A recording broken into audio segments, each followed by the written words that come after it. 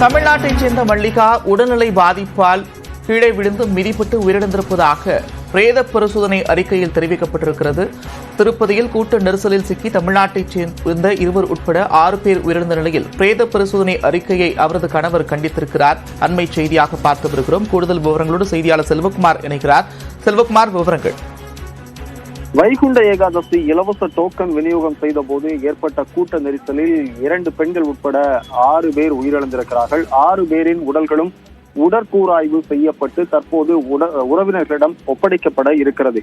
இந்த சூழலில் postmortem report அந்த மல்லிகா, சேலத்தை சேர்ந்த மல்லிகாவின் கணவர் கிருஷ்ணய்யா கையில் கிடைத்தது. அவர் அதை படித்து பார்த்த போது அதில் ஒரு பொய்யான தகவல் இடம்பெற்றிருப்பதாக அவர் குற்றம் சாட்டுகிறார். இதையடுத்து மருத்துவர்களிடம் அவர் வாக்குவாதத்தில் ஈடுபட்டுள்ளார். அதாவது கூட்ட நெரிசலில் சிக்கி தானும் தன்னுடைய மனைவியும் கீழே விழுந்ததில் பொதுமக்கள் பலரும் தங்கள் மீது மிதித்துக் கொண்டே ஓடினார்கள். அப்போது ஏற்பட்ட மூச்சு திணறலில் என்னுடைய மனைவி உயிரிழந்தார் என்று அவர் ஏற்கனவே பேட்டியில் குறிப்பிட்டிருந்தார். ஆனால் இந்த போஸ்ட்மார்ட்டம் ரிப்போர்ட் என்பது அப்படி இல்லை. அவர் ஏற்கனவே உடல்நிலை சரியில்லாமல் இருந்தார். இதனால் தான் அவர் கீழே விழுந்தார். அப்போதுதான் அவர் உயிரிழந்ததாக, மிதிபட்டு இறந்ததாக போஸ்ட்மார்ட்டம் ரிப்போர்ட்டில் குறிப்பிடப்பட்டிருக்கிறது.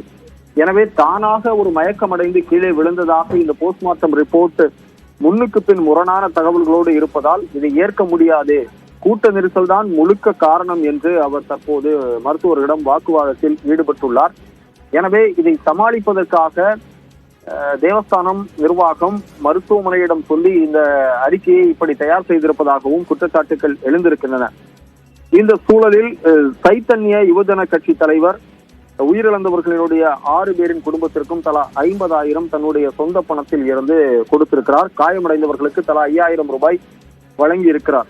அவர் செய்தியாளர்களிடம் பேசுகிற போது முழுக்க தேவஸ்வம் போர்டு முறையான பாதுகாப்பு ஏற்பாடுகளை செய்யவில்லை, இது முழுக்க அவர்களுடைய தவறுதலால், கவனக்குறைவால், அலட்சியத்தால் ஏற்பட்டது என்ற குற்றச்சாட்டையும் முன்வைத்திருக்கிறார். விஐபி தரிசனத்திற்காக பொதுமக்களுக்கு கொடுக்கப்படக்கூடிய இந்த இலவச தரிசன டிக்கெட்டிற்கு கூடுதல் பாதுகாப்பும் ஏற்பாடுகளும் செய்யாதது என்ற குற்றச்சாட்டுகளும் பல எதிர்க்கட்சிகளால் முன்வைக்கப்படுகின்றன. நன்றி செல்வகுமார், விவரங்களுக்கு.